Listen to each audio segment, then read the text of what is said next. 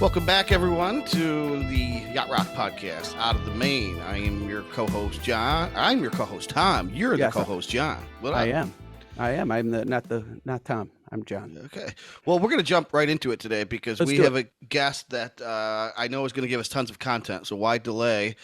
Bringing in 12-time Grammy nominated, 2-time Grammy winning, maybe one of the most versatile professionals in all of musicdom, and certainly for sure in yacht rock, none other than Jay Graydon. Jay, welcome to the show. My pleasure, guys. And by the way, to get things going, I actually won a 3rd Grammy. And here's the story. Oh. But I blew it. Here's what happened. When I was recording the Manhattan Transfer album that has Birdland on it, Janice came up to me one day and said, she was working off the Zawanu version, and she couldn't hear the voicings in a section. And she said, what are those chord voicings? I said, they're 13 flat 9 chords, and here's how it looks. But here's how you're going to want to voice it for the singers. So I showed her, and I wrote it out. And then a day later, she came back to me, and she says, Jay, I can't figure out what voices these are in this section. And I said, they're major 7 flat 5 chords, and this is what they look like.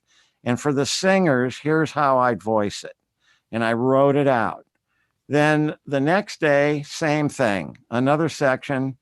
And I did the work for her. And she came up to me at the end of the project and said, do you want arranging credit? And I'm thinking, I wasn't thinking. And I said, no, it was a dumb move, stupid move. And here's why.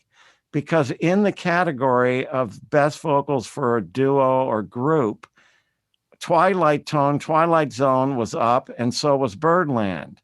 Well, I thought they'd cancel each other out because some fans would vote for one and some would vote for the other. And, of course, I wrote and arranged Twilight Zone with Alan for the group.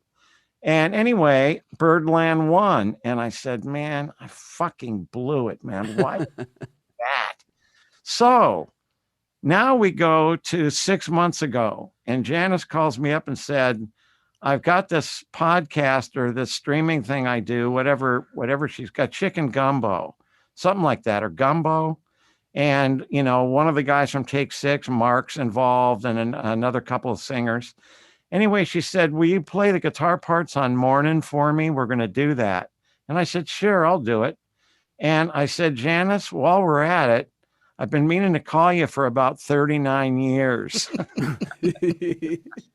Can you write a letter to Norris and tell them that I made a mistake and that I actually am co-arranger? And she said, absolutely. So she did. We got the letter back, and it said, well, if you would have applied in the first year, it would have been cool, but not 40 years later. Well, of course, I'm thinking, what's the difference when this went down? Yeah. Janice was the winner, and I co-arranged it with her. So anyway, it's actually a better joke if I say I've got 2.5 Grammys and 12.5 nominations. Statute of limitations ran out. Yeah, can you believe that? I mean, the audio hasn't changed. No. Right. Whatever. I mean, that's where it goes. So, well, for our purposes, then, it's 13-time Grammy nominated, 3-time winner. Cool. There That's you right. go. Good math. Well, before we spend too much time in the Wayback Machine, Jay, we know you're still very busy. You've got, I think, 2 books coming out, one an autobiography. You've got a new YouTube channel. We've got stuff that we want to talk about with the E-Rhodes and your work you've done in recent years. But what's keeping you busiest these days? What are you really excited about? Okay, not only one book, but it looks like it's going to turn. The first book looks like it's going to be for guitar. And the second book is going to be keyboards, and then a drum book, and then a bass book. I'm doing the books with Kirsten Olsen, who's my PA that you guys know. Mm-hmm. Both of her sons are excellent musicians. Stefan's a keyboard player, and Pepe's a drummer. And they're helping me on this because I haven't learned a notation program. And also, I just wanted them to push me and get me involved big time with wanting to do this. So every Saturday night for me, well, actually Sunday morning, we start at like 4 a.m. LA time. That's like 11 for them, or noon, something like that. So the first thing that I did, and the reason I started this, is I've got a brand new chord system. The way chords are written out, and after playing who knows how many thousands of record dates, I've seen things written out in every possible way, imaginable. And the problem is the voicing order is not written out. So I devised this system. So when you read it's similar to what you see, but all the chord changes are lined up with the lowest extension first. So each extension thereafter goes higher than the previous extension. This way, you know exactly what I want you to play, or what they will want their musicians to play. So that's where it started. But then I got an idea. I started writing out rhythm guitar parts that I've played over the years on albums. And I would hear rhythm guitar parts on records and kind of twist and turn them around a bit. So I had about 80 or 100 of those. And I had Pepe write them out. And then Stefan said, you know, I can do a program where we can randomize like millions of patterns. So I gave him the guidelines on how we should do it. And we're going to print out 1,000 rhythm guitar parts. And every week we go through them and I play like 50 or more, and we decide what's good and what's not good.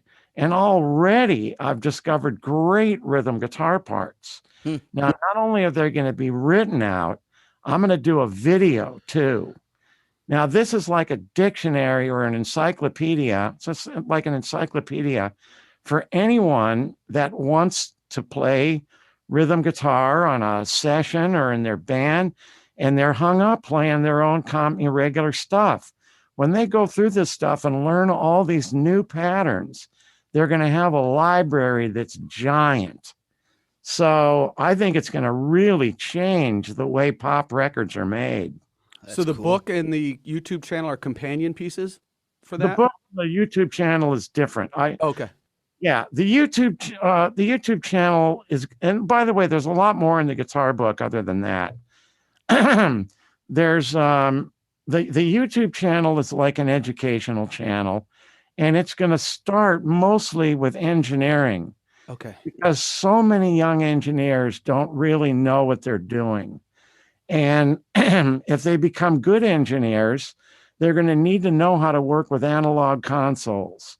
Plus, something that so many engineers don't realize is the importance of phase. The rising waveform at the beginning of the attack pushes air forward through the monitor speakers. And if it's inverted, it sucks the air backwards. And I found this out by accident when I was mixing a Manhattan Transfer record. And we had just installed the new Ampex ATR 102. And we pulled the transformers because we wanted to get them out of the circuit for more punch. Well, on the first mix, I always play back through the console, but mostly through the tape machine, because the electronic path is going to go through the tape machine and dull it up a little bit. So when I was listening through the machine, I noticed that the bottom end was dropping off. It was like not punchy. It was just less of it. So I called my studio tech and I said, Phil, get over here. Tell me what's wrong. He says, nothing's wrong. I'm listening to it and I can't hear a difference. Well, I've been blessed with golden ears, as told to me by Marcus Ryle and all other kinds of guys. When they can't hear these nuances, I can hear. And it's a gift, and you think anybody else should be able to hear it too, right? So anyway, I said, Phil, pull out your scope, find out what's wrong. So when we pulled the transformers, we didn't realize that it inverted the phase. So the phase of the low end in the mix was coming back inverted, sucking the air away from forward, meaning backwards. So it's less of an impact for the bass, way less, way noticeable. So I'm going to teach all about phase and how important it is with everything, especially low frequency stuff. And when I get into the drum stuff, it's going to get crazy. But I'm going to take my time and explain it and show it, and also play audio examples. That's just one of hundreds of things that I need to teach, because I've gathered all this knowledge over the years. I've been into engineering since I was a little kid and into electronics, and I've come up with so many tricks over the years out of necessity. So I'm going to teach all of that stuff. Well, clearly this goes into way beyond beginner stuff, So, I mean, because I'm an engineer myself, and I probably know 20% of what I should. So I will definitely be on that stream. Yeah. 8%, let me tell you. But it's for the beginner too, because you'll see why. The very first thing I'm going to start with, everybody needs to know. And when you see this go down and hear it, you're going to go, why didn't I think of that? Well, that's what I mean. Yeah, exactly. And this is what I do. I mean, if I just stopped and looked around this room for a half an hour and started thinking about possibilities, I'd come up with all kinds of stuff to try that I haven't ever tried before. The reason I have not done that when I'm working is I'm thinking about working. I learned to do this when I'm not working. Mm-hmm. For example, did you know you can get audio in the future on an analog tape recorder? Say that again. I'm sorry, you broke up for a sec. Okay. Do you realize that you can get audio in the future before the audio playback you're listening to when you're listening to a tape recorder playback? From the bleed through and when the tape is wound, you mean? Nope. Nope. Okay. I was looking at the tape machine one day and I realized the sync head is used for record, right? Mm-hmm. But it's also a playback head when you're overdubbing, right? You understand that, right? Yep. Line it up. The only way you can line up the playback with what you're recording is if the record head is a playback head on tracks you're not recording on. Right. Well, I said, there's sync cards in the machine. It's got to be putting out sync output while it's putting out the playback output, because it's a whole other set of amplification cards. So I told my tech to wire a few tracks off the sync card and that I could patch into the patch bay. And damn, I was right. In the future. Now, what was the reason for doing this in the very beginning? The reason was when you gate something like a kick drum or a snare drum to get rid of the leakage when you're in analog land, you don't want the leakage. You just want the snare to open up when it hits. But it can't see in the future when it's just listening to the source material. Yeah, so it misses that attack. It misses the attack. Right. It gets it only really opens at the attack. You don't get the full sound of the kick or the snare. So I measured the delay time at 30 IPS by using a digital delay line and throwing the audio out of phase on the sync track. So when I set the delay line to the exact point where the signal would totally cancel out, I looked at the delay time and it was 61.3 milliseconds on my MCI 24 tracks. So then I backed it up 5 seconds. I did this with the kick drum and I ran the audio from the sync head delayed 58 or 56 something milliseconds to trigger the gate to open it just before the kick hits. A few milliseconds early. Yeah. Yeah. I tweaked it until I found the exact right spot. And then that was that. And forever I did that with the kick and the snare. Now, sometimes you'd have to ride the level of the sync head gain, because if the kicks played light or the snares play light, but I just have to do it when I was mixing, just another task, Woo. And now I just have a look ahead button on the plugins. Yeah, I mean, now this is nothing. I know. Now you just hand draw out the audio and not use a gate. The real best way to do it is hand draw out the audio and then make a smooth ramp up right in front of the kickstart. Yeah. And ramp it down as you feel like you want it to ramp down after they hit, after the kick and the snare hit. The same with the toms. And your engineering stuff, the YouTube thing, would you be like talking both, this is how we did it then because of like this story, and then talk to bring it into the modern Pro Tools equivalent world? Absolutely. Yeah. Okay. And the best thing about Pro Tools versus the other DAWs is Pro Tools looks more like an analog console inputs. It just looks more like an analog console. And there'll only be a few young engineers over the years that'll get great and end up in big studios with analog consoles, but they're going to know have to use them. Yeah, and even some of the guys on their way up may be in that situation. They're going to need to know how to use it. And it's way more intimidating the way it looks as to how you use it. And when I clear that up, that'll be big. A recording console is nothing but a big stereo, and you have control over the individual tracks. You know, instead of a stereo that controls the level for the stereo mix and the tone controls, all the console is repetitive modules that do that for individual tracks. Right. So it shouldn't be intimidating at all. Right. You know. Yeah. Well, I think we're getting a little glimpse into the mind of Jay Graydon as mad scientist and tinkerer. But I wanted to have you share a story that maybe is a little less technical in nature, but and it's about a guitar solo that you did. Probably not the one that you think we're going to ask about. No. But we had Mark Jordan on the show, and he told us a story about the recording of the Twilight guitar solo, and he says that you had him stand behind him and on the neck voice a chord and just hold that down while you were soloing over the top of it to create new voicings. Is that right? He's kind of right. I had him hold down a note that I couldn't reach that I wanted to play in the solo. And yeah, I had him stand behind me, and I I told him when to do it. So I said, you know, he's a musician. So after a couple of passes, it was just in one section. So I taught it to him, and then it was cool. It worked. There's another one of the mad things I come up with. So did Mark get guitar credits on that song? You know, I should have gave him the finger credit. Yeah, right. Single finger. Right. He had, he had a lot of nice things to say about you. I got to say, the first thing he said was, you know, Jay's a genius.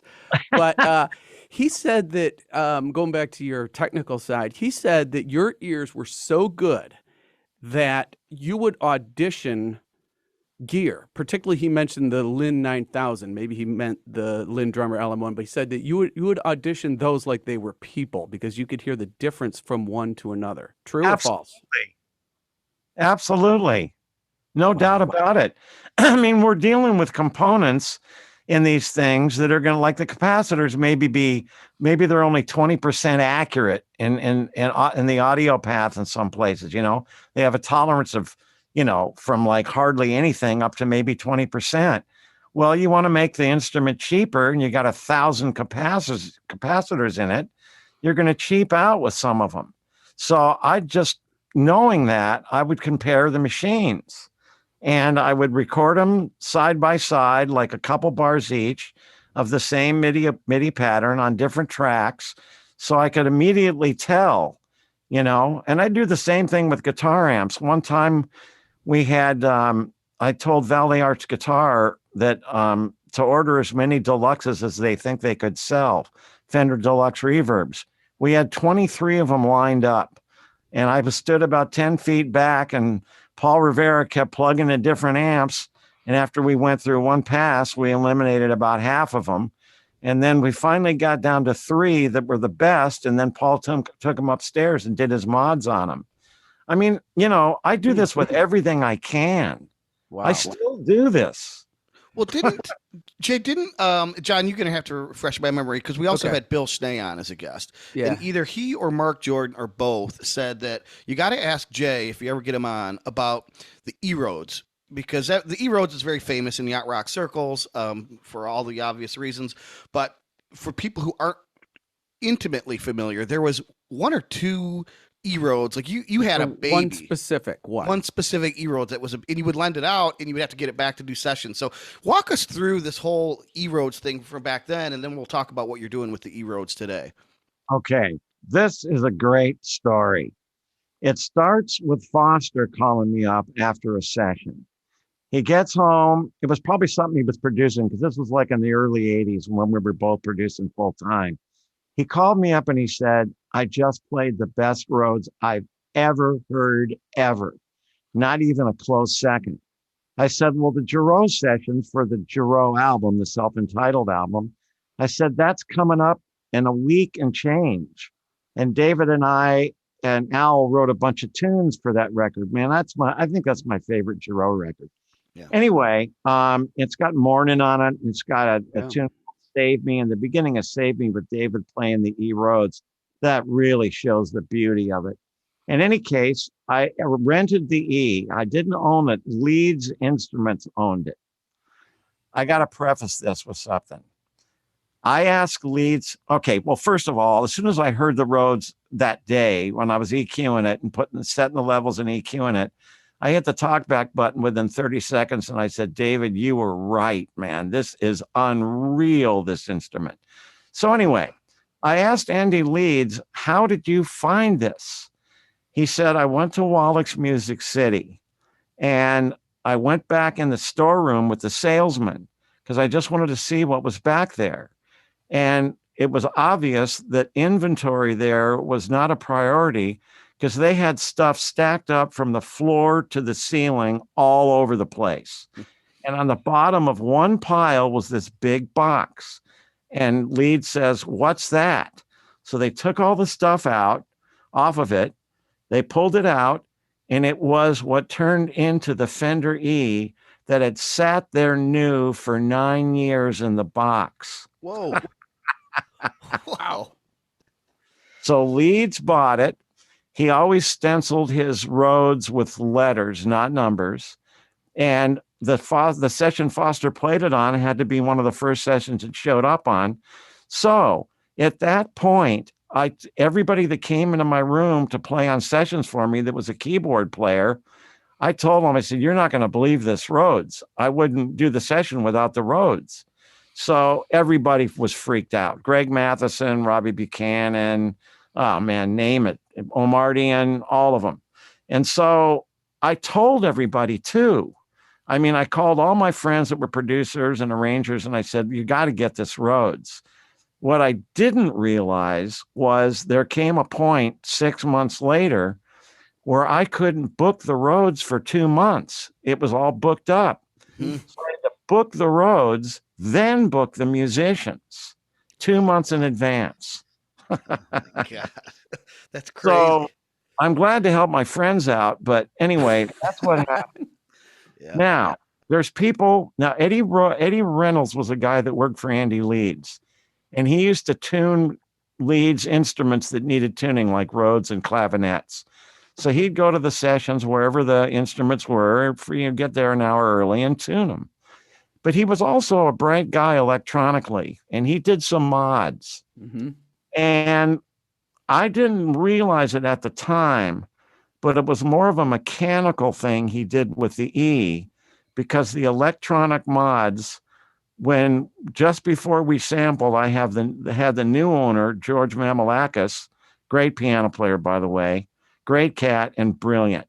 And he brought the E over and we tried all of Eddie's mods. We tried every combination we could think of.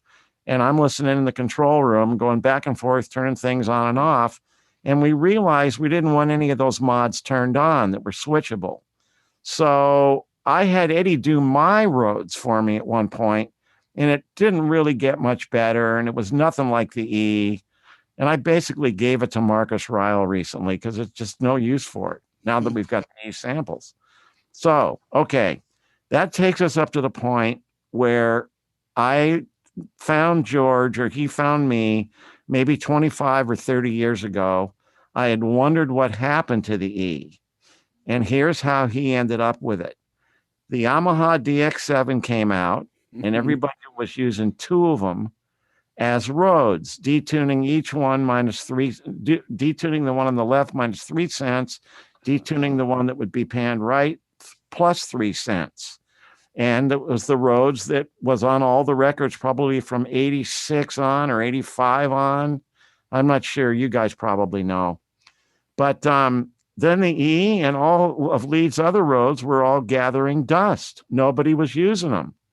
So George is like a very dedicated cat. When he wants something, he's going to get it. So he called Leeds and went down there and played it. And of course, you know, he knew about it and loved it. And he talked Leeds into selling it. He offered him a price Leeds couldn't refuse. And George has ended up with the Rhodes ever since. And he was smart enough to not take it to gigs. He only took it to about 3 gigs so it didn't get banged up. And he learned how to take it apart mechanically and put it back together. And he just maintained it incredibly well. So I said, George, when memory gets cheap enough, we're going to sample this. And I said, now you're in Santa Barbara, so I'm going to let you do the sampling, but I'm going to write out everything that needs to be done because I've done a lot of sampling. And I said, unlike the Keyscapes Road, in which Eric said it's completely vintage. We didn't change anything. Now, see, that's wrong. When it was new, it would have a lot more punch because as capacitors age and other parts age, they lose punch. So we found a good tech in Santa Barbara to replace all the capacitors, but to play it safe so we didn't screw anything up. I had George write out the schematic on a 5-foot by 5-foot piece of cardboard. So every time we pulled out a capacitor to swap a new one in, George would record it first. We'd swap out the cap. He'd swap out the cap and tape it onto this giant 5-foot schematic cardboard so we knew where that capacitor came from. Then George would record it. And if there wasn't any negative sound change, the new part stays in. Well, ironically, all the new parts stayed in. It got better sounding. It got brighter and more alive like it was new. Wow. Because capacitors have a life of maybe 15 years. In some cases less. It's heat and age is what destroys capacitors. Then I found the weirdest bug of all time. And I won't bother explaining it. I'll run this down on the YouTube channel because it's such an oddball thing. And and it's a little technical. So I don't want to bore you guys with it. So anyway, we got the Rhodes ready to sample, and I sent George, no kidding, about 100 pages of how to deal with this properly. And I said, George, you're good with mechanical things. You need to build something that strikes the keys, something you can adjust so it'll always hit it at the same amount of weight. And he nailed it on the first pass. He calls it Vera. And maybe someday he'll show it on YouTube and show how he designed it and all that. Yeah, I'd like to see that. Yeah. Well, we're going to have to ask George if he'll do it. I think he should. Because it's not like he's going to use it again. And if somebody wants to build it, it's a lot of work, man. But even for people that sample pianos, because I've noticed there's a great inconsistency of some great sounding pianos, but the keys, it's clearly sampled, not mechanically, but by a person hitting a key because it's inconsistent. That's not good. So that's why I came up with this. But I even came up with further into the concept because you can't do this with something on the floor and have it strike the keys. Because if it's on the floor, it's not stable. And when it hits the keys, depending on the weight, it might move unless you have like 100 pounds of sandbags on it. All in all, it's the wrong way to do it. So I said, George, build something out of wood that you can clamp onto the E. Make it fit the E and go all the way around the E so you can clamp it so the device will never move. And it worked. Wow. So he made, and I didn't think of this, but he used really hard wood. He said, I made it out of hardwood. I said, that's smart. So anyway, then I gave him the whole rap about how to sample and blah, blah, blah. And we discovered there was 18 different sounds of hitting the key. And we sampled 18 samples of where the sound changes. The timbre just changes enough to be noticeable. So 18 samples for every note. This took George a long time. By comparison, most are what, like 8 layers, 8 to 12, maybe? I actually don't know. I think Keyscapes has 5 layers, but I might be wrong. Okay, I don't know. Yeah, but either way, 18 is a lot by comparison. Right. That's why we would have done more. I actually almost made that happen, but anyway, but I got scared because that was 9 gigabyte. Yeah. But what we didn't realize is when we made a deal with Orange Samples, which is another story and a great place for us to end up. What happens is Contact has the so-called lossless format where it chops the size of the samples to 1/3. So instead of 9 gigabyte, it's 3 gigabyte. And we compared it with the 9 gigabyte samples, flipped one of them out of phase, and it canceled out completely. Perfect. So whatever they're doing, there was no artifact left out. So, then another issue came up. When you sample one note at a time, you're running through the preamp of the E every time. So if you play 10 notes in a chord, you're getting 10 times the noise you'd get from the preamp. Okay? Right. Now, we recorded it as hot as we could without clipping, but the lower notes, we didn't bring up the level. We had to make it uniform. So I knew that would be a problem if we did, we did the right thing by doing this. But anyway, some guy complained, but the way he complained and measured was just absolutely hysterical. It was all wrong. But Greg, who owns Orange Tree Samples, Greg Schlepfer, another excellent piano player, and he's got perfect pitch, so I hate him for that. And if you know anything about Orange Tree Samples, they're great. I do. Yep, I got like 4 or 5 of their products. Yep. He's great. It's all Greg. Mm-hmm. Sometimes he doesn't play the guitars, but he's brilliant, man.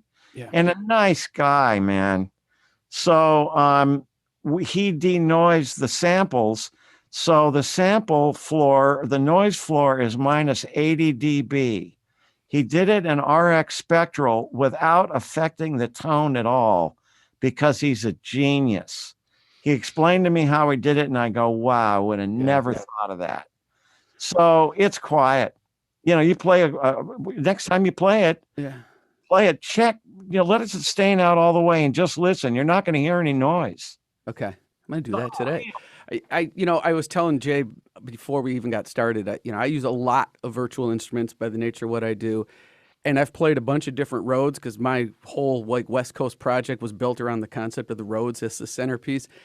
And I was talking to Stefan Olsson about this. And when this came out, it was such a game changer. I went back and had about 5 or 6 of the songs from the album mixed, had to go back and swap out to put in because it's just so alive. It's more alive sounding instrument than any of the VSTs I've ever played of any instrument, drums, bass, guitar, any of them. This is the preeminent one I've ever touched.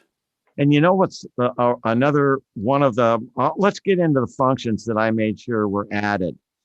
One of the things that we did right off the bat is I told Greg, we need a matrix for the velocity. Everybody's keyboard's different. Some guys will have weighted, my action, I've got a motif 76 because I can't stand weighted or semi-weighted. I'm not a piano player, I'm a writer on keyboards, right? So anyway, there's a matrix, as I'm sure you've seen in the advanced page, where you can take the mouse and set the matrix. You've got thousands of possibilities other than the 6 presets you can choose from. Right. So when you get that right possibility locked in, man, you're at home on your keyboard. There's a guy named Jim something, I think, who is an excellent player. Somebody sent me a link to his YouTube channel, and he's showing off. He's got a great touch, and he plays real quiet a lot. and he was really showing off the dynamics of the instrument. And with this guy's really good. And it just blew my mind that it's somebody with that kind of finesse. I really got to hear what the E actually can do. I'm a banger, man, you know. But it's got that bark. When you hit it hard, it's got that bark that a real Rhodes had that none of the other sampled ones were able to achieve. Well, that's because we sampled up 18 velocities. Right. The other couple of cool features I made sure were added was release samples on Rhodes, to me, sound like a timed event. When that, you know, you let the note go and it goes clank. Yeah. Man, I hear that. Like if it's not in time with the groove, that annoys me, man. So what I asked Greg to do is to add a decay pot. And when you add the decay pot, it turns off the sample releases. And as I was telling you cats earlier, if you're using a piano sample program in Contact along with the E, you know, to have that David Foster sound, set the decay on this decay pot in the E to match the piano decay. So when the notes die out, they die out at the same time, you know. Right. So that was an important feature. And then another thing that I had added is, like I told you, cats, I don't particularly like the bell notes. The Mark I E had 9 different harder hammers from the B above middle C for 9 notes in a row. And then it went back to the regular hammers. So we have a switch where you can have the bells on or off. I leave them off. I'm all on. Yeah, I have them on. That's why the switch is there. Yeah, it's cool. I want everybody to have all the possibilities they want. You know, if anybody has ideas that we didn't include in the E, tell us. We'll put it in. And then I came up with the idea of having a stereo mode to make it like a piano. So it actually has a true stereo mode where the notes pan as you play them from left to right. Left goes get near center, center, center, more panning, more panning, more panning, hard right. It's going to be a little smoother on the next update, but that's a great tool because it gives it motion. When you're playing it, man, there's motion through your stereo spectrum. Right. Because Rhodes was always mono, and what made it not mono is I think I was probably the first cat to use a Boss chorus with it to make it a stereo type sound, but it takes up a ton of room. And this way it takes up less room. So, yeah. I wanted to get your take on something that's maybe a little more big picture, because we keep mentioning Stefan, and just for people who aren't drawing that connection, we did have the State Cows on the show, so that's who Stefan is that we're talking about.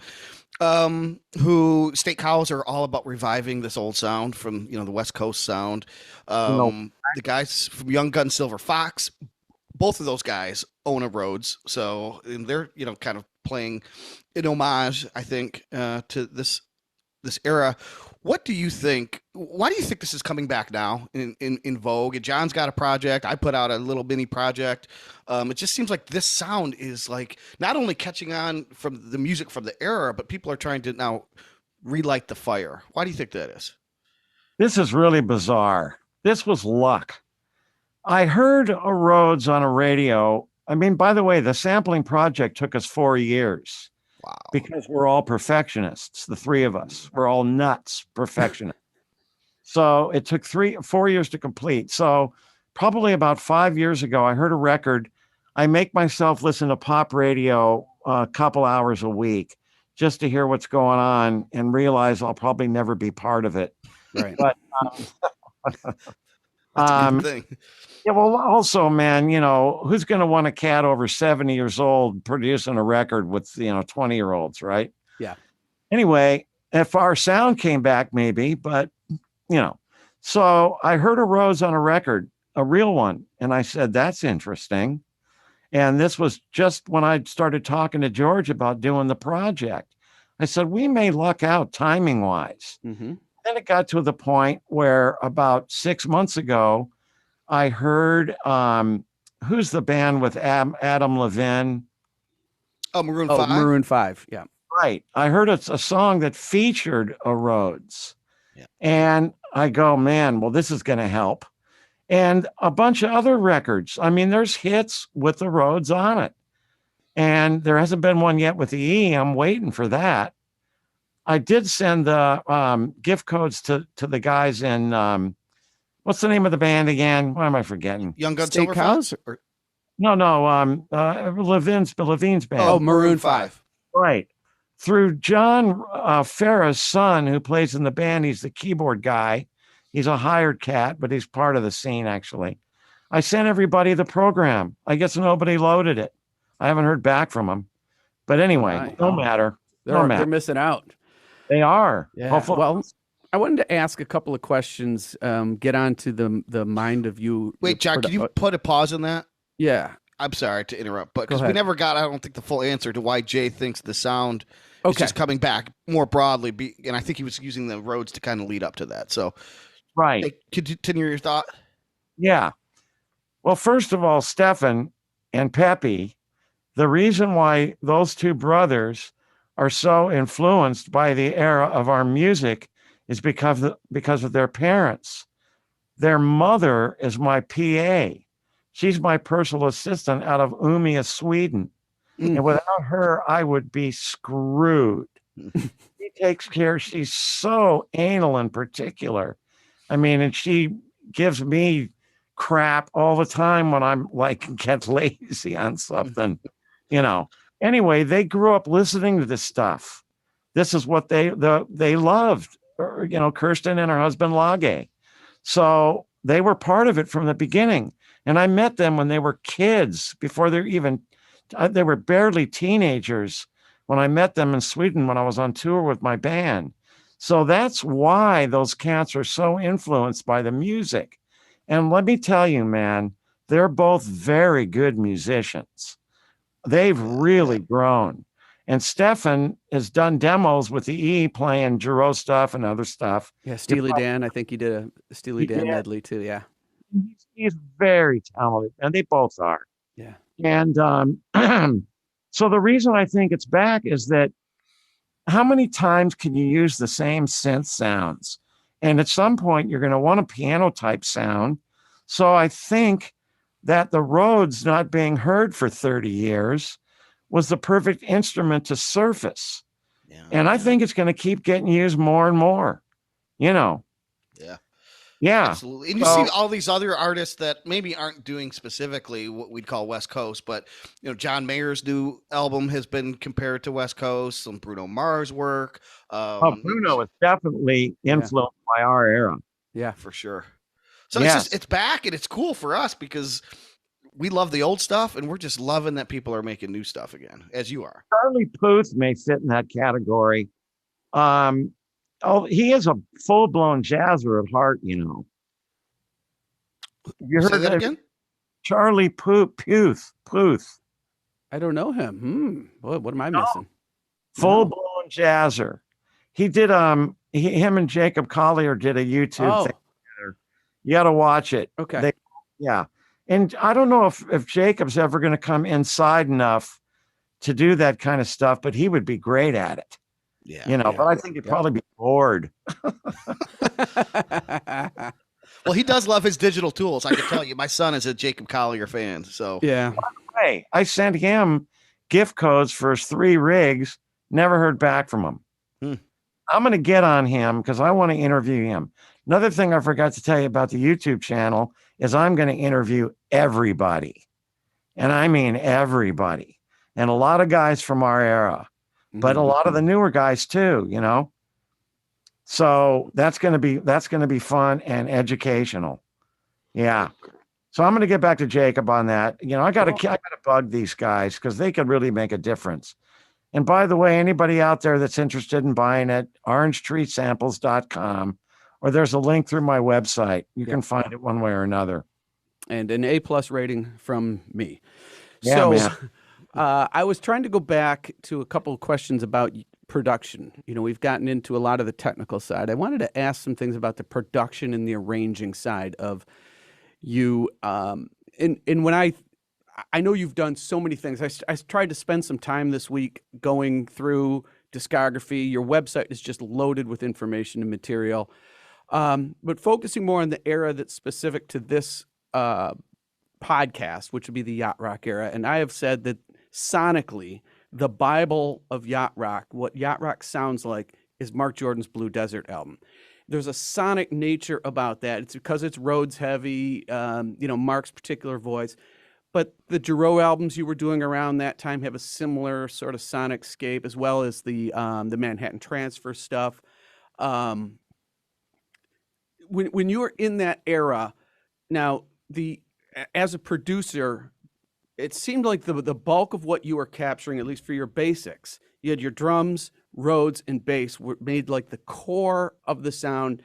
Guitars were a little more in the background, a lot more of the palm muty single note kind of stuff, except when it popped forward for the solos. But that sonic scape, particularly I'm thinking like the Giroux This Time album, a little more minimalist, and then would explode into bigger sections. Can you just talk about what your production process may have been like at the time with that particular era?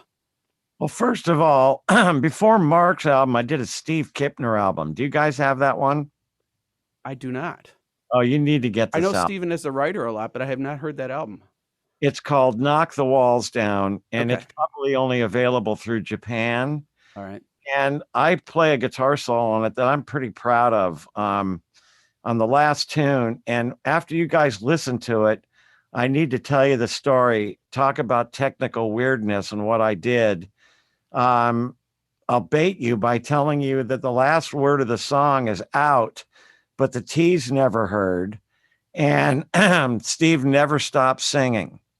How was that possible? I taught him the pads. I'll tell you the whole story, or we could get to it later, but it's a long one and it's a good one.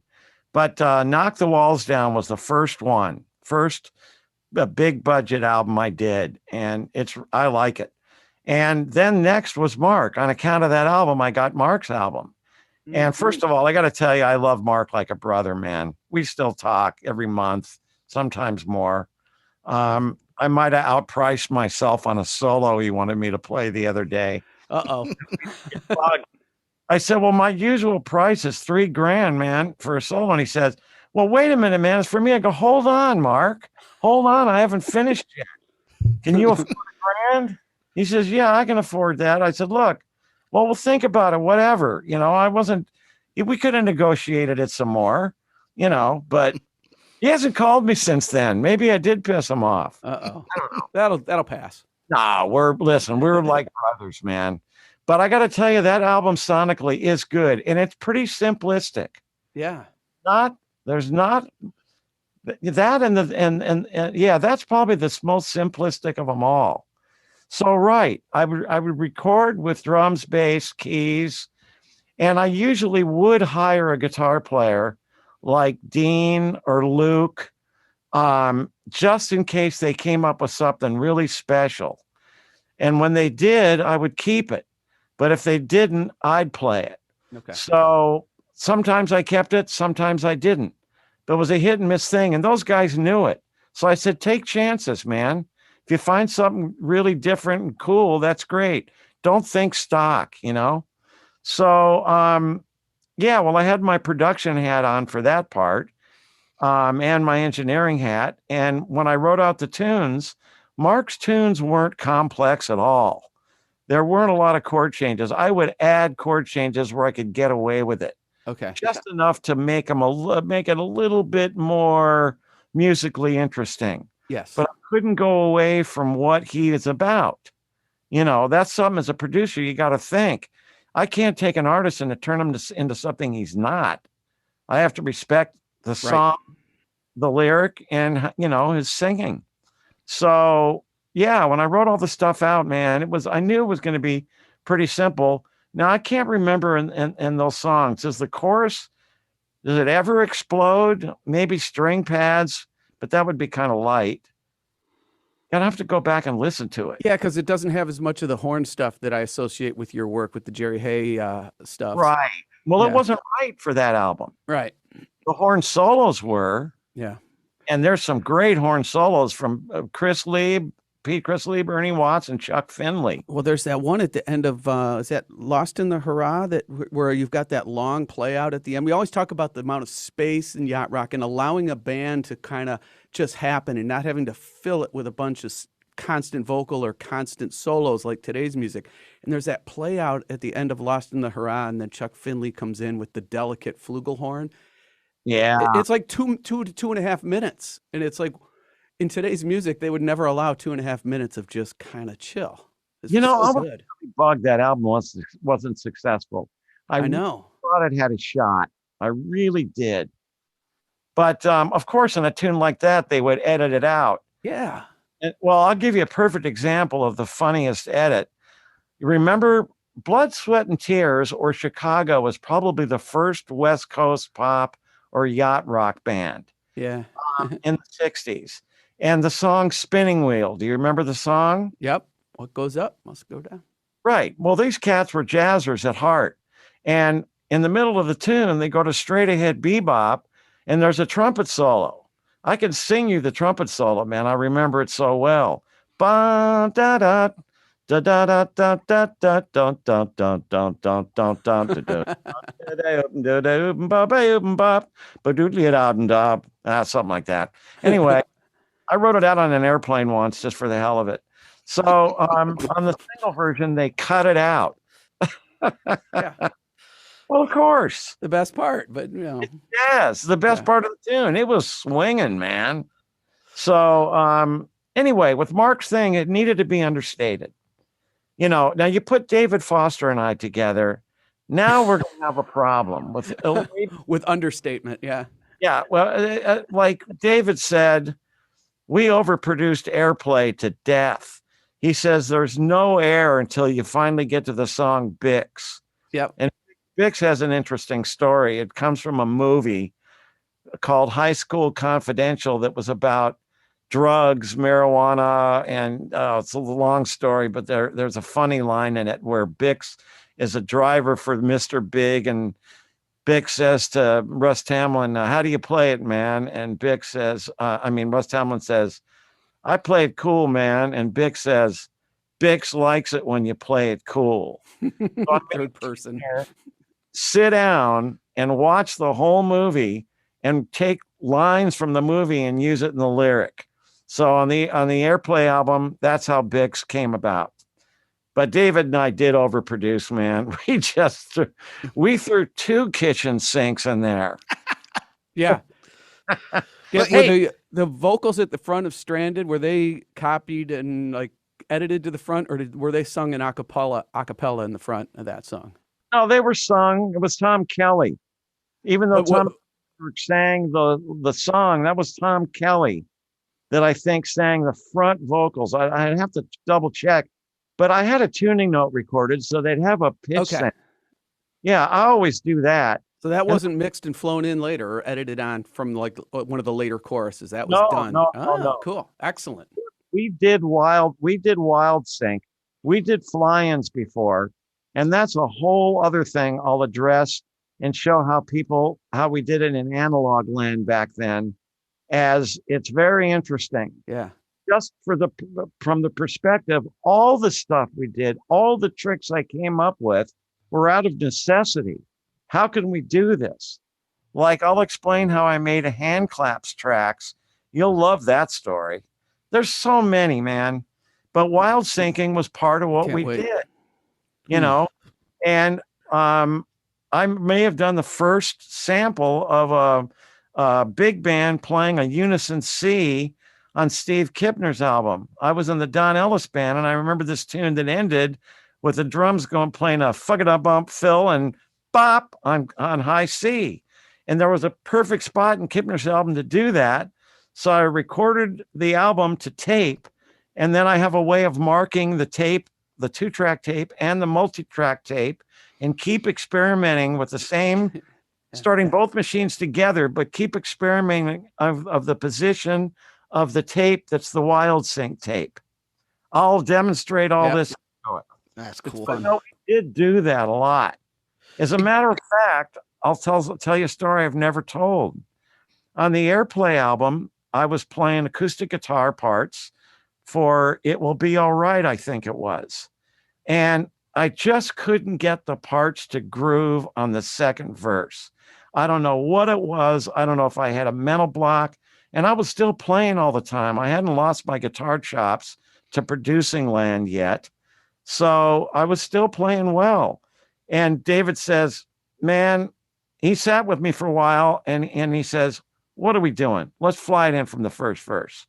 Now, we didn't play with a click, so Jeff could have moved the time. Yeah. Well, we flew it in and it was excellent.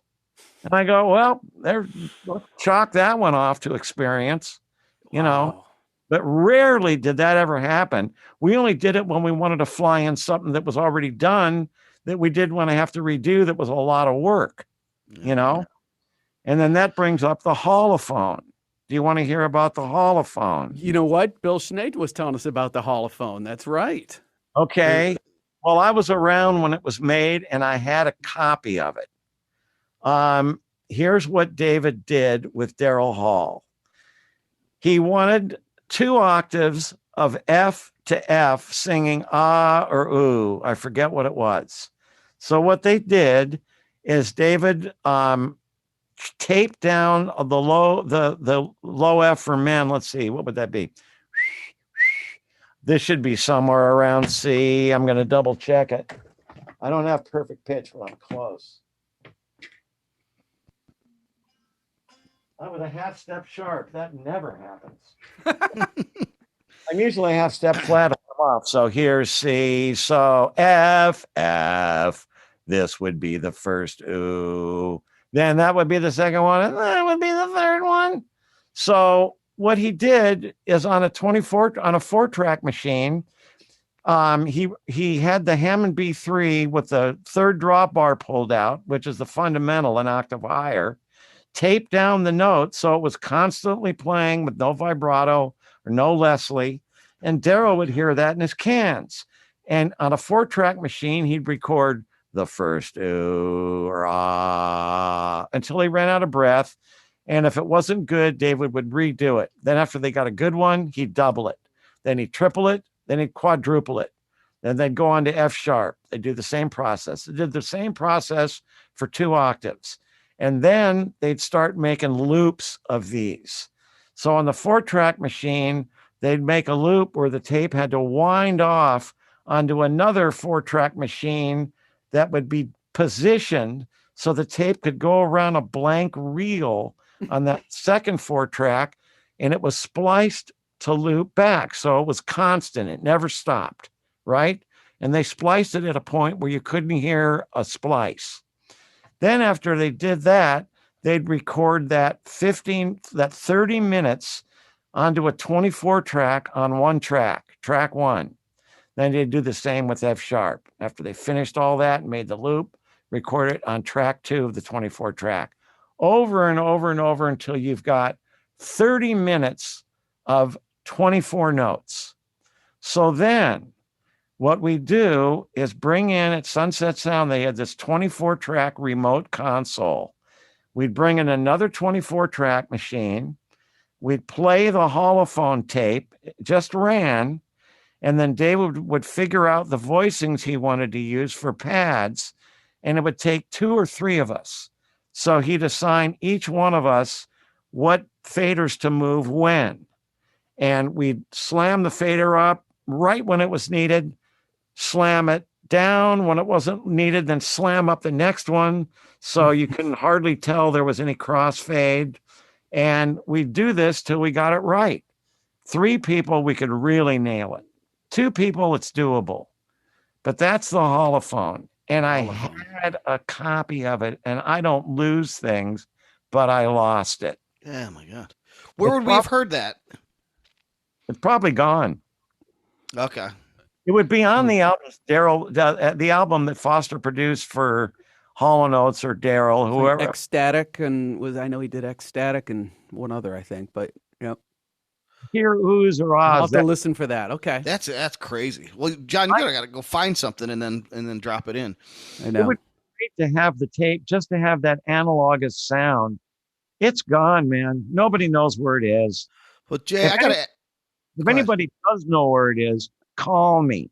All right. Find me on my website. I want that. I want Check with Bill Schnee. Bill may still know. He knew about it, but I don't know. Yeah. I don't think Bill had a copy, but I could be wrong.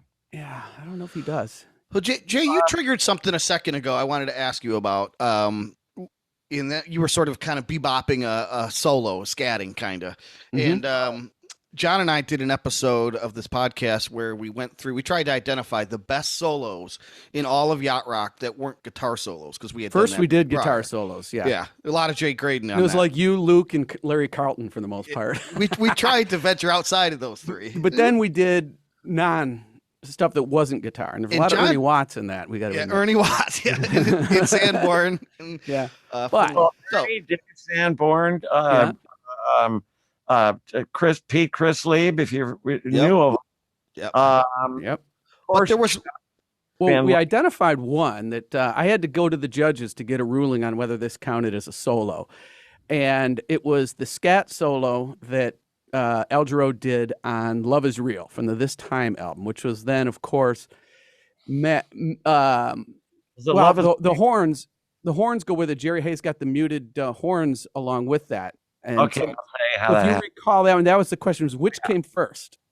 Al. So okay, here's what happened. Jerry wrote out the part, and there's two times where he wrote out a part that I thought was possible to play. That one and the one where he on the Airplay album on Nothing You Can Do About It, where he doubles a bend, where the horns double a bend I do, and somehow or another with false valve fingerings, he made it work. I don't know how the hell he did it. But anyway, okay, so on the This Time album, for that thing, he wrote it out. And after I heard the rundown, I said, man, what a great idea. And he said, yeah, man, I thought it would work. I said, work, it's outstanding. And then it even got weirder, because I think it was 3 horns. It was in my old home studio, and it was Chuck, Jerry, and Bill Reichenbach. And they're all incredible musicians. And Chuck's also a great trombone player, and Bill Reichenbach can play all the trumpets and all the valve instruments. So Jerry walks into the control room after we get the take. We're just taking a break. And I hear the line again, and it's played really well. And Jerry says, that's Chuck on bone and Bill on trumpet. To play the line on trombone alone is a task and a half. Yeah. So that's how versatile and good those cats are.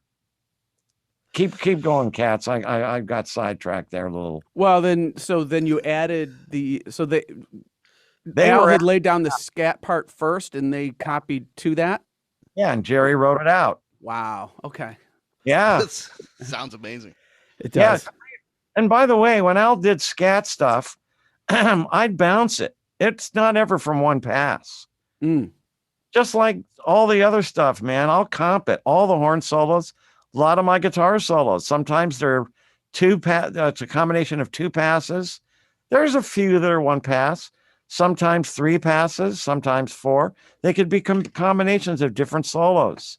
So Al would have probably done multiple scats, then you comped that, and then Jerry went and horn arranged against it. Okay. I would comp it just like I would comp his vocals. And I'll explain how I did that on my YouTube channel. It's the best way to do it, even with Pro Tools, and you'll see why. And I also came up with an idea for what ended up being the vocal splicer, and I'm going to show how that works. And that was a total game changer in analog land. Well, would you do that with your guitar solos? A lot of your guitar solos would have harmonies where they may even just pop in and pop out. Would you kind of just blaze or work out a solo and then kind of, like you say, comp it and go back and maybe add layers as you saw fit? Or do you conceive of some of these solos that have all these harmonies in it almost like an arranger, and you have it all figured out in your head ahead of time and then just go in and execute the parts? No. When I'm playing guitar solos, I'm always 5 milliseconds from crashing into a brick wall. That's what I told Fagan when we were doing the Peg solo. And I just went for it on that song. And I told Donald, I said, look, man, I'm going to shut my eyes in a few spots, and I'm just going to wing it. I'm just going to take chances, man. And I said, look, we're recording. It's not a live gig. He's used to punching in all night anyway. He's worse than me. That iconic solo, by the way, which we've talked about, of course, on this podcast a lot. But when did you find out that you were the one that they selected for that peg solo? When I heard it on the radio. Crazy. I couldn't believe it. Oh, man. When I walked out of there, man, it wasn't like, well, this is the keeper. It was like, yeah, thanks, Jay. And I said, hey, nice working with you cats, and that was it. Wow. Do you want to, let me get back to your thing about the multi-parts, the wire. David and I call it the wire choir. There would be times in songs when I would just come up with a line as a background support. We're not talking about solos now. I just come up with a line that was a background support, and I used that a lot on a lot of records I produced. It was kind of a signature thing. And then, of course, after I played the main line, then I had to figure out the harmony parts. Sometimes, typically, the main line was the middle part, and I'd then play the higher part. But first, I'd write them all out. Okay. I knew I had to write them out, so sometimes I'd wing it if it wasn't too complicated. But the fingerings were always bizarre. They weren't easy, but I liked that challenge. And I got used to doing it, man, where I could bang through it, pretty quick. When I did it with solos, like on Twilight Zone, after I played the solo, I had to work out the harmonies. And that's not an easy task to play, as I just replayed them for a Manhattan Transfer album they did with the German Pop Symphony Orchestra. And man, I haven't been playing guitar much lately because I've been hung up doing all kinds of other stuff. And when I do that, man, my chops go down. I need to play for like a week before I can get anything back to kind of being 60 or 70% of what I was. So I had to play that solo for a week before I could get it up to tempo. I had to write it out. Then I had to play it. It was literally a week.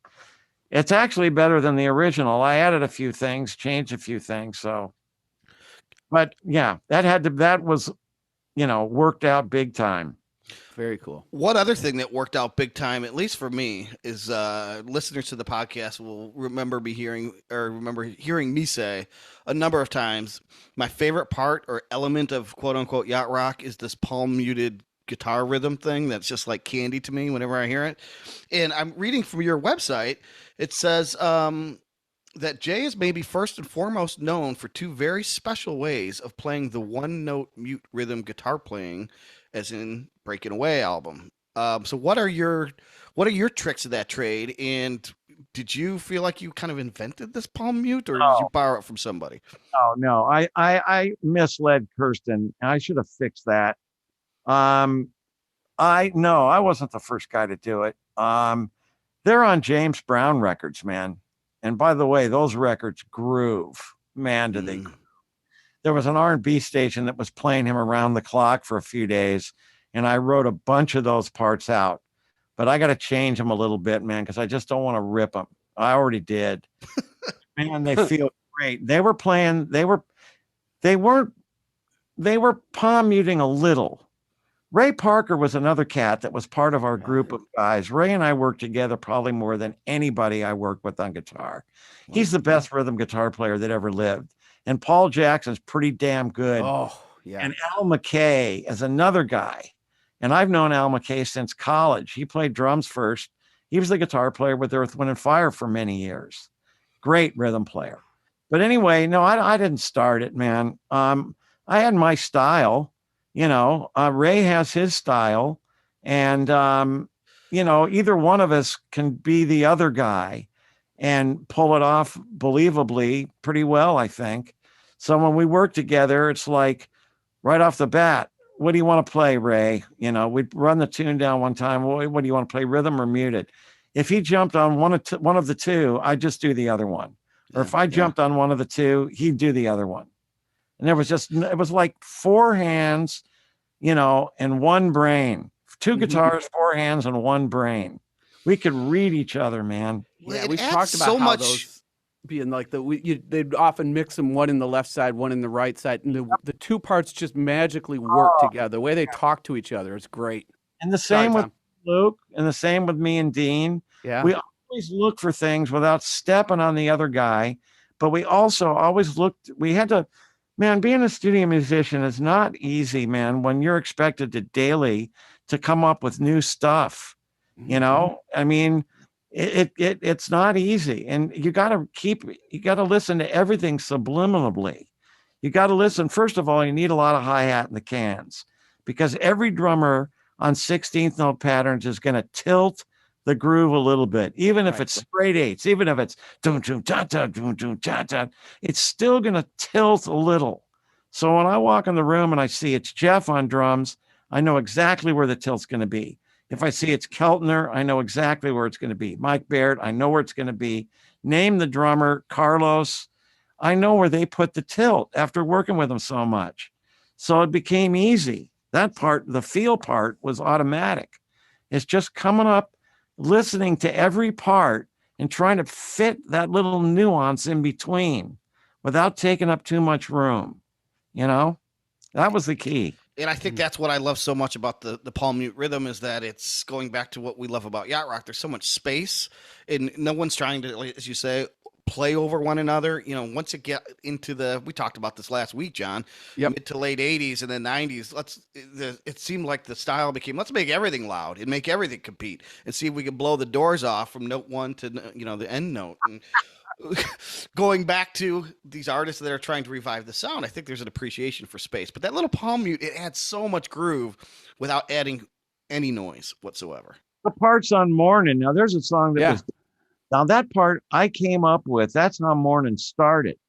David and I wrote that in about an hour for an instrumental album for him. And then I pitched it to Al, and I said, man, you got to sing this thing, man. This is a great song. Write a lyric. And he wrote the best lyric he's ever written, especially when it comes to the line, reach out and touch the face of God, and it ends on a high A, and that's a whole other story. But the muted guitars on that part, on David's version of the instrumental album, I just played one part and played both notes and alternated them. But I said, you know what, it'd be better if I play them in harmony. And even, they don't take up a lot of space. On other songs where I play the part and it's like, just in the background, and that's not the feature of the song, the guitar's got a lot of, it's accelerated from 2 to 3K. And that frequency area cuts through a mix. So you don't need to have it loud to have it heard. Yeah. Yeah, and I've compared that to being almost like a percussion part, like a conga part with tonality, because it kind of does that same thing. It sets up the groove a lot. Right. That always bothered me, man. Not always, but sometimes when the pitch was too close to the pitch of the song, it drove me nuts, man. Another thing that drove me nuts, and this is another thing we're going to do with the E, the vibrato on the E, if the guy's got the vibrato on and you're playing at a tempo that's near the vibrato, I'll bet you at some point the band's going to catch up with the vibrato or lay back to match the vibrato. What we're going to do, this is something I told Greg about 5-6 months ago. I said, please get a BPM set up where the vibrato can be tempo matched, so we won't ever have that problem. So that'll be in a future update. Okay. Great. Yeah. That's necessary. That would drove me nuts. Yeah, I remember having to recut guitar players if they were playing like a heavy tremolo kind of thing, and way before beat match days, and they would play a part, and there would be specific spots where they would hit important notes, and it would be at a point where the tremolo was at the bottom. Like, it would just kind of ruin the take. I like the old Fender early 1960s Tolex vibrato versus the tremolo that kind of goes on and off. Right. The vibrato was sweet on those amps. You know what? I never used tremolo on anything ever on a guitar amp. I used vibrato. Did I just? I know what happened. I used vibrato on a surf album. We did. There you go. Surf. Jay doing surf. All right. Did you ever do Raking the Surf Tones? No. It's hysterical, man. Oh my gosh. We recorded 18 tunes in 2 nights. There's one song that has 26 guitar solos. Oh my god! We sent it to Nashville for 10 of them. Oh my gosh. Hey, The I wanted album, it's hysterical, man. And there's a song called Malibu Pier that Jim Cox wrote, and the lyric is totally outside. Then Hungate wrote a song called October in Oxnard. The lyric is totally outside. And we're playing this like we're teenagers. I'm intentionally not trying to play too good. Yeah. Right? That's hard. It's hard. It was hard. Hungate flew out here just to do it. He wanted to do it so bad. Wow. Yeah, man. Hey, Tom? so I was going to ask Jay a couple ways to ask to get you onto the same topic. One is if you go to a Jay Graydon website, jaygraydon.com, jaygraydon.net, the Jar Zone, there's so much writing and information in context and story and details. It's just amazing. You could lose yourself in it. Perfect example of this is when you discussed a more recent project that you put together with this 70s past to present album. So good. Oh, it's so good. And so talk through what that is. If people haven't heard it, they should go check it out. They should buy it, but talk through how that came together and what that is. So I was going through, all right, I get Pro Tools in the early 2000s. I was using ADATs up to them because I was part of I was a consultant for the project. And by the way, the ADATs are the only digital tape machine that ever had a true bypass to bypass the converters so there'd be no latency in the cans. And man, I don't know why I told every other DAW company it's 10-cent part to just jump the converters. 10 cents. So anyway, here's me again. This is why Marcus Ryle, the genius Marcus Ryle, and I mean he's a genius. He used to hire me as a consultant and a beta tester because I come up with stuff like this. Yeah, and I begged him for that function on the ADAT, and he said, "You didn't have to beg me. It's totally logical." So anyway, so I got Pro Tools, and then I realized that I've got all these analog tapes, and I'm probably not going to use the 24 tracks anymore. They're going to probably be dust gatherers, which happened. So I need to get all these analog tapes baked because they're too old. And you know about baking tapes, right? I do. Yep. You know why? Because they get sticky and the moisture, so you want to kind of gradually dry them out enough that right. Do you know why they get sticky? No, that I do not. Tape's a petroleum-based product, and it just starts leaking out its oil over time. Okay. So, and there was another story with the Manhattan Transfer, man, where the tape backing started coming off, man. I made backups, but thankfully I never had to use them, but I had to clean the heads after every mix pass. That's another story. So anyway, I had to get all the tapes baked. And I said, look, if I'm going to do this, I'm going to transfer everything to Pro Tools and I'm going to do it all at once. So I found a lady that worked at Ampex that lived near me, and she baked tapes in her cooking oven. Oh, wow. Yeah, 8 hours at 125 degrees for 2-inch 24 tracks. Okay. Each tape had its own little, time amount. So I had all of them baked. I only had problems with one tape, but I transferred them all to Pro Tools, and I go, you know what? This is starting from my 4-track that I'm looking at right now that still worked the last time I turned it off about 2 years ago. That thing was bought in 1971. Then I had an 8-track and then 16 and then 24. So I had all these different configurations. And I played the 8-track tapes on the 24-track machine. I figured out a way to Mickey Mouse it up so I wouldn't wreck the tape. And here I am with all these old demos that I did. And I thought, well, maybe I should release this. I mean, it's kind of a autobiography of me musically starting in the early 70s. Why not? So I did. That's how it happened. And there is so much detail that you remember of, it's all documented on the website for people to check out song by song. Personnel is listed, whatever you were able to remember from techniques that you used during the sessions, blah, blah, blah. But I mean, there's extensive detail on every song. So it's great to give a listen and have that up at the same time. That would be my recommend for listeners. there's also 3 songs on there that could have been airplay. One of them was the demo that got us the deal. Should We Carry On was the first song we wrote, and it was an accident how we got the deal. We weren't writing it for us in mind. We were writing it for anyone. And Tommy Mottola was not yet the chairman of Sony, but he had ins everywhere there. So he played it for the president, and the president wanted to sign us as a band. And I go, man, I'm not a singer. Damn it. David says, oh, well, look, let's do it. So I sang half the tunes. Then I said, we need a high tenor. So we found Tommy, and then we wrote tunes that were like high tenor style type. But anyway, She Waits for Me, the original demo is on Past to Present, the 70s. There's another tune that we recorded called Count on Me that I still really like, actually. And that's a good example of David and I and what we do. And there's one more. Then there's a theme for a TV show that Ted Knight was going to do, but they didn't pick up the deal.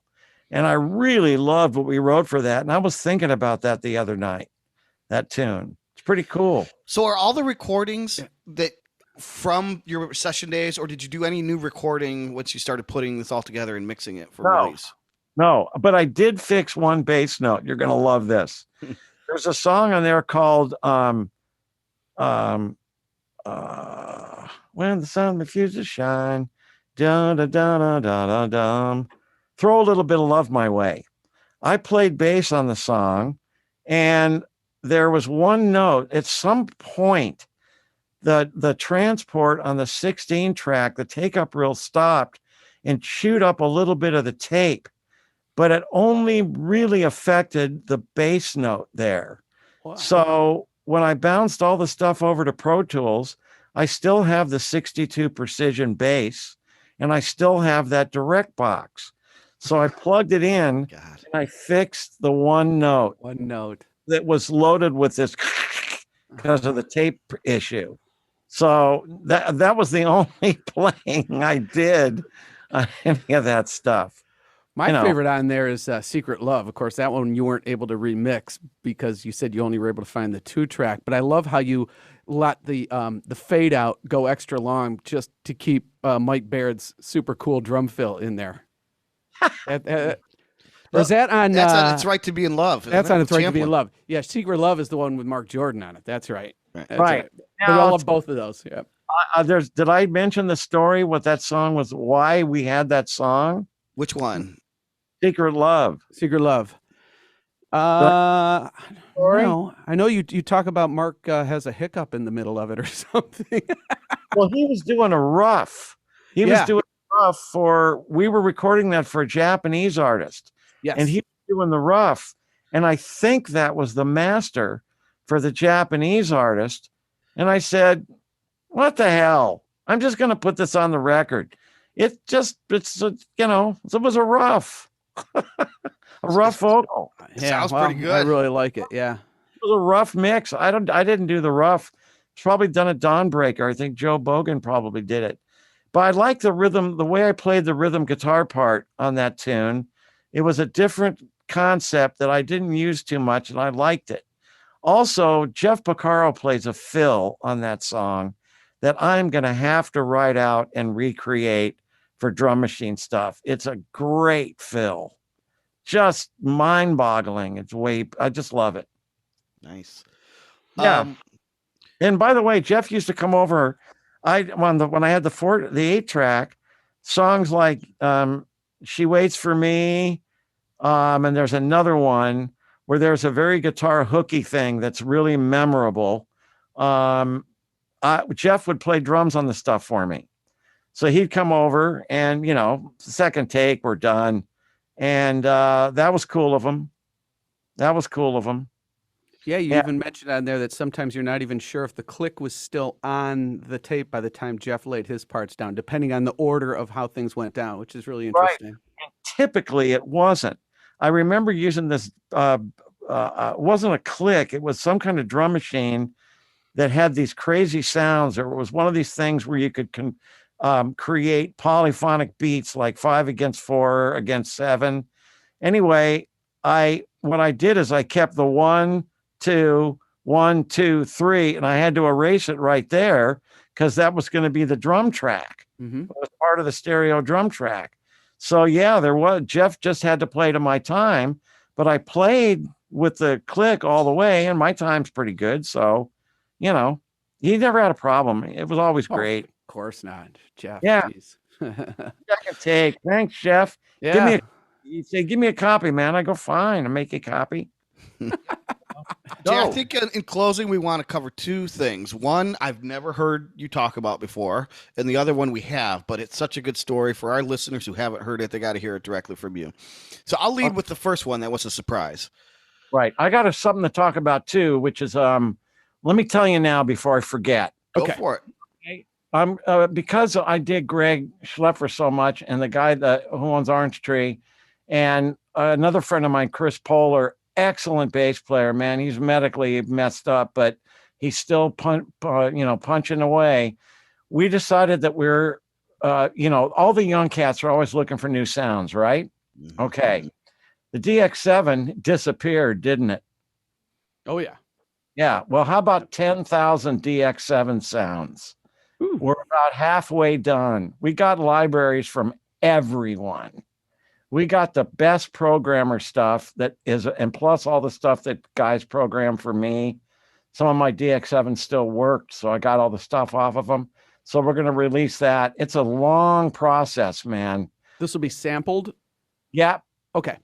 Yeah, it's all the best of the DX7 stuff. So it'll be new to the young cats. They've never heard it and used it. It's completely different sonic thing. And all that TX series stuff too. Yeah. Right. Oh, by the way, this is really bizarre. You're not going to believe this. Okay. First of all, when the DX7 was first made, MIDI was not yet invented. So they'd already made the case for the DX7s.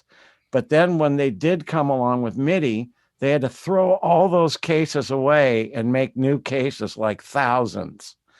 So when they employed MIDI in it, they did that. But they also did something that wasn't to MIDI spec. There was a big convention in Japan about MIDI spec. I think that was in Japan. Anyway, Marcus Ryle was there, and the MIDI spec was velocities 1 through 127. As we still have, right? Okay. The DX7, for some reason, only works from MIDI 17 to MIDI 100. Oh, wow. So if you're using it for a controller, that's all you're going to get. And I did use it for a controller, so it was okay. But when you put sounds into the TX rack, which I did, I put all my best DX7 stuff in the TX rack, to create 4 stereo Rhodes together and all this, and the horn stuff and all this stuff. Right. Anyway, if I played the TX with a newer keyboard, not the DX, all the stuff in the TX is way too bright. Yeah. Because the MIDI velocity is going above 100. Mm-hmm. And the TX can do 0 to 100. I mean, the TXs do 1 to 127. 127, yeah. So anyway, this will be out on Orange Tree Samples, and it'll probably be a couple of months, and then that's going to lead to some other old, archaic, cool synth stuff and sampled stuff that nobody has. Cool. So, a couple more projects. Really exciting. Cool. Well, if the Rhodes could come back, the DX7 certainly can as well. Sure. Cool. Well, this may be a short answer, but I want to get your take on it, and then we'll give you a chance to do some storytelling, John. Yep, then I've got one. So I don't know where we came across this, John. You might remember, but you stated who the best singer you ever worked with was, and it was a surprise. It was not a yacht rock artist. Do you remember, or who do you consider the best singer you've ever worked with? Well, there's 3 that have incredible pitch all the time. And I know who you're going to say, Donny Osmond, right? Yeah. Somebody said they heard that in an interview. Yeah, with you. Too bad that album didn't get finished. It's a long story. I don't want to get into it. It's not worth it. And he's a great cat, man. He's a great guy. Yeah. And every pass was golden. And we wrote a tune with Michael Jackson. Michael came over here one night. Oh, wow. Yeah. So it's too bad that album never got finished, man.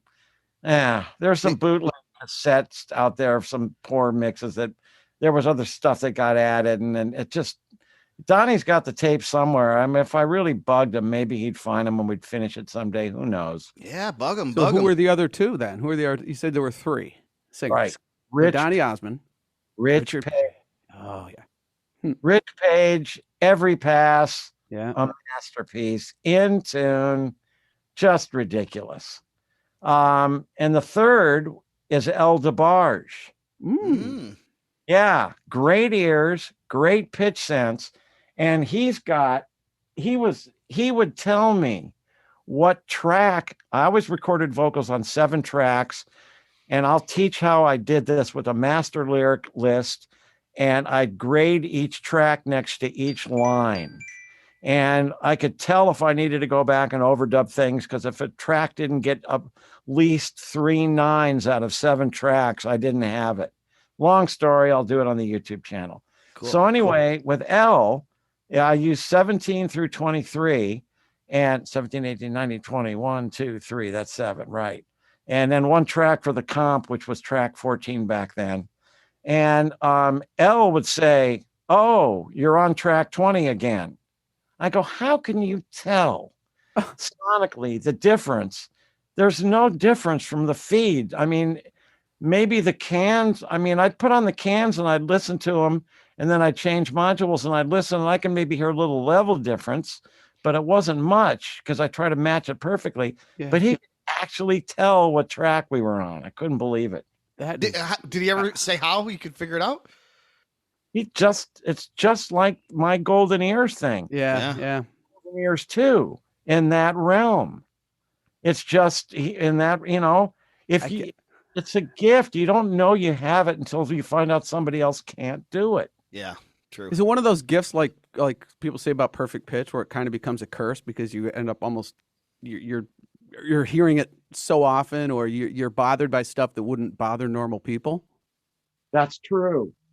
By the way, as guys are aging, like Foster, he's lost his perfect pitch. Oh, yeah, he's typically a half step flat. And after I tune him up, and if I tell him no, that's a G, and after I tune him up, then he's okay. But I'll catch him cold when he's not near a piano, and I'll check him. Mm-hmm. I'll pull out. I'll do my trick first to find the C, and then I'll check it on GarageBand or on a guitar or something before I talk to him. And then I'll say, okay, sing a B. And then it's typically going to be B flat. And this is happening to a bunch of my friends with perfect pitch. Huh. Well, we'll have to get David on the show to either defend himself or... Well, he'd be the first one to tell you. Okay. Well, we want to... How do you hear you're given a gift, and then it goes away. And, you don't... The only way you're going to get perfect pitch is if you're taught the name of the notes on the piano when you're really young. You need by the age of 7. After that, and may be over. Well, Huey Lewis lost his ability to hear any notes. He became, I think they call it music deaf. Yep. Did you hear that? Yeah, it's crazy. Well, John, speaking of David Foster.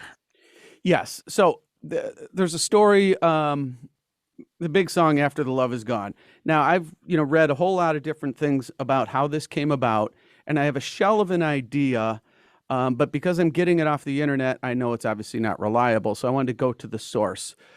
The question about it is that originally it was when you guys wrote it, I guess it was of the understanding that when you presented it to Earth, Wind, and Fire, it was one of these, oh my gosh, moments. We don't even have the verses or something all figured out. But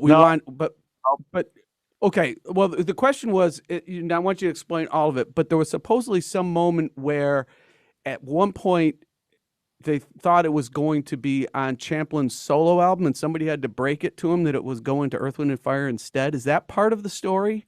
Yes. Okay. I'll get to it in chronological order. Okay, please. All right. Foster produced an album on J.P. Morgan in 1976. Love it. So do I. Oh. And of course, I got a tune or two on there, and of course, I'm playing and everything. And Jay is a sweetheart. She's still on the planet, I'm pretty sure. I should call her. Yeah. Anyway, they didn't have a deal. It was being funded by the guy that owns Sound Shitty, which is Sound City, and it doesn't sound shitty, but it got the It looked like it. Yeah. it pretty much was pretty old and funky, but it was a great room, and it had Neve consoles, the old 73. Yeah, great documentary about that. Yeah. Why am I not in that? I worked in that studio a lot. I ghosted a Cheap Trick solo in that studio. Wow. The more you ask, the more you learn. Yeah. I had to teach it to Ricky. He's a nice guy. That's a long story. I'll wait for the autobiography for that one. Yeah. Cool. Gets pretty out, but not because of the music. Anyway, and not because of anything between us.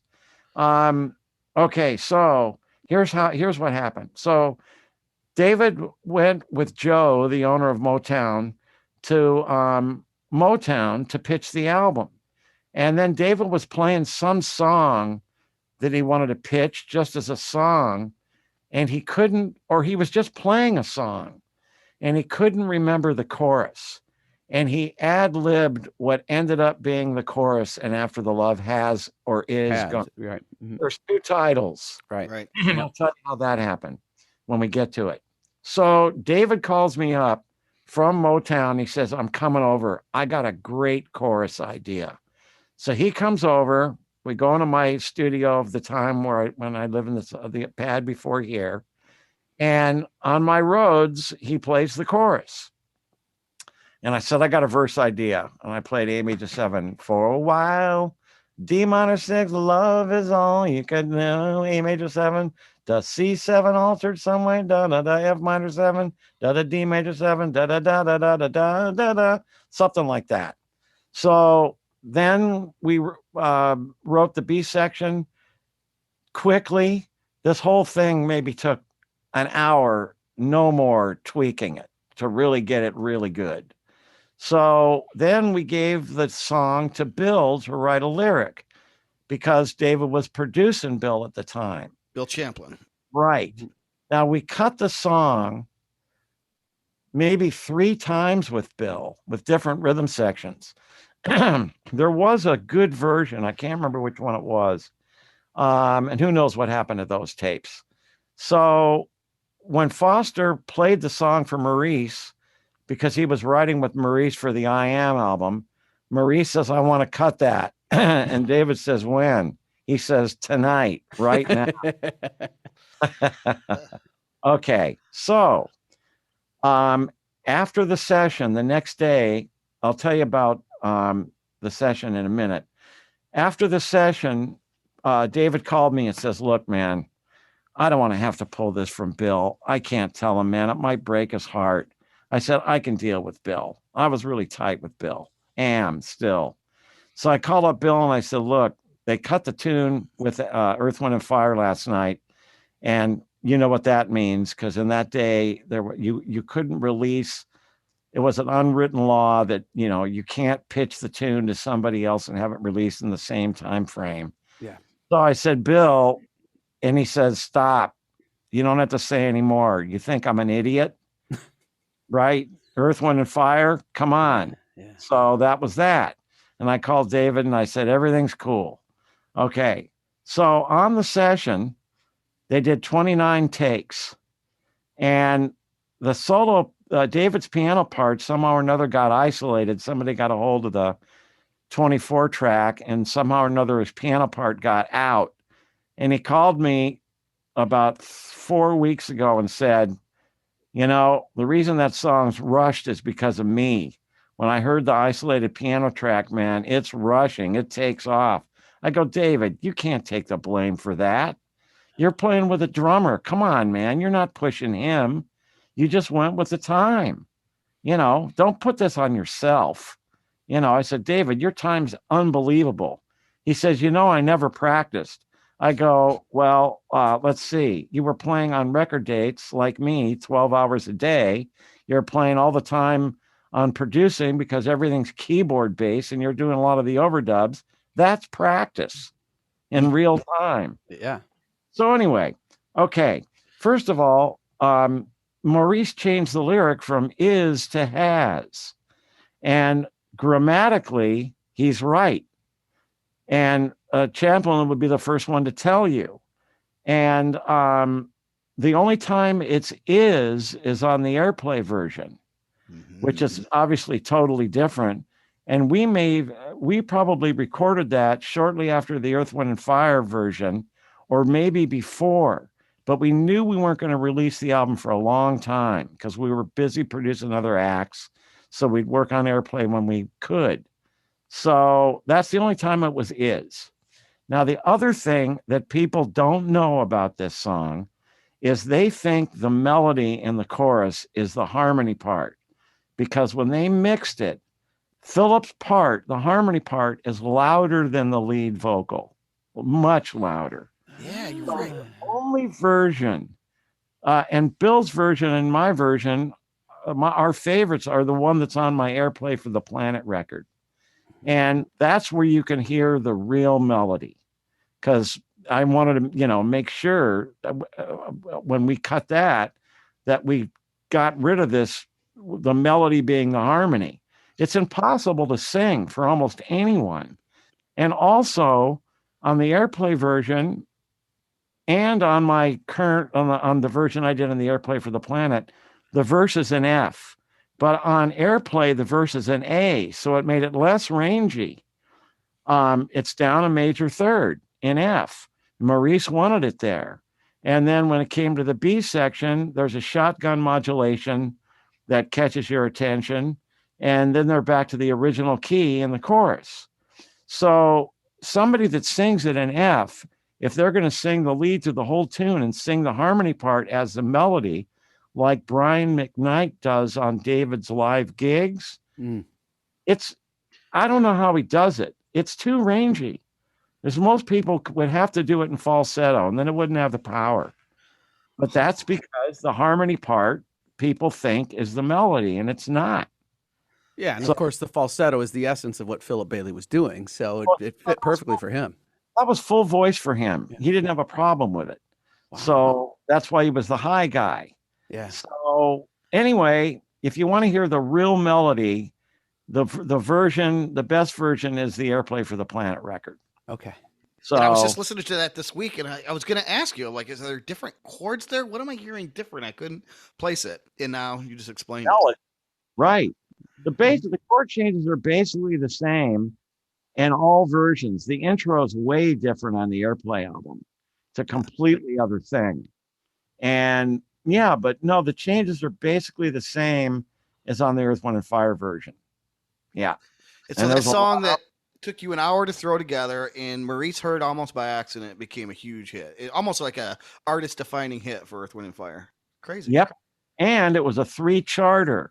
Because, and something I didn't know, man, I mostly produce black acts, more black acts than white acts. And what I didn't realize at the time is that's double charts. Like Turn Your Love Around was #1 both pop and R&B. Oh, I see. Double charts, double sales, double Airplay, double everything, double the bread. Double the bread. There you go. But then with a ballad, you also get AC. So we had a 3-charter. And I mean, that paid, man. It still does. That's a tune, man. Awesome, man. We really lucked into that one. Great song, though. Some people say luck. Some people say, inspiration. Other people just, you do it enough, have enough at bats, and what you guys did. You guys have tons of hits. Tons of hits. Place. David was at the right place at the right time for that song. Yeah. Yep. With Marie, Cool. Yeah. Well, Jay, we could talk to you forever, and probably will if we get a chance to talk to you again. Tom and John, anytime you want. This is amazing. All right, we'll do it. What are you doing tomorrow? Well, I got the task of editing all this stuff, so I might need a little break. All right, Sunday. Well, good luck with all the stuff you're doing with the E-Rhodes is so cool. All your projects, your books, your YouTube channel, I know is kind of your new pet project. Good luck with that. When that gets launched, let's come back on and let's talk through it. Absolutely. I'm 2 months away from starting. I'm getting a whole new all new computers, and I've got to finish the Jar album. What I'm doing is I'm making stems for Randy. I just don't have the patience to mix it for some reason. I don't know why. It's real good. So this is another Jar album? Yeah. Cool. Yeah. Man, yeah, we didn't even talk about the Jar stuff. That's great stuff too. Well, that's some of my best work and some of Randy's best work. Randy's lyrics are incredible. The songs are really go to outside places that you wouldn't expect. And I think my guitar stuff is where I peaked. It's not going to get any better than that. That's great. Maybe we can, get some of this stuff sort of under your belt, and maybe even like come around summertime for us, we could hit it again, and maybe some of this stuff will be out by then, like you say, the YouTube or whatever. Let's do that. You know what I'm going to do, man? When we release this, I'm not going to allow it to stream for 6 months or longer. Randy and I have talked about this. We're not going to let it stream so we can actually sell downloads. Mm-hmm. Now, people will steal it. I'm sure of it. But I'm not going to let Spotify rape us until we've sold enough. You're ready to be raped.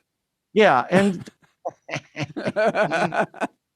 hey, man, Spotify, like when they shove it in, man, with the fit, they could at least use some lube and take off a few of those zeros, to the right of the decimal point, Yeah. They own us, man. What about any physical format for any of the stuff that you got coming out? So CDs, vinyl? There's enough of our audience to warrant CDs. So we'll probably press, I don't know, a couple of hundred. I think we can sell a couple of hundred, but it'll be more people will download than will buy the CDs. Yeah. But look, if you want you want the CD, you want to hold the product, you want to see the pictures, you want to read the liner notes, That's still all part of it for me. Yeah. Well, me too. I want something in my hand. Yeah. It's like, what happened to that? There's something about it, isn't there? Well, again, even vinyl's coming back. We just got our console thing refurbished over the Christmas break, and now I'm playing records on this old Magnavox from the 50s. Did you have to get a new stylus? Yeah, new stylus. We actually had to replace the turntable, which was a kind of a drag, but so that's not original, but it's working great. Wasn't working before. A lot of the turntables that are coming out, I'm sure they're cheapos, and they have a USB output, so they do record it, and I'm sure they get loose. But what was I going to say?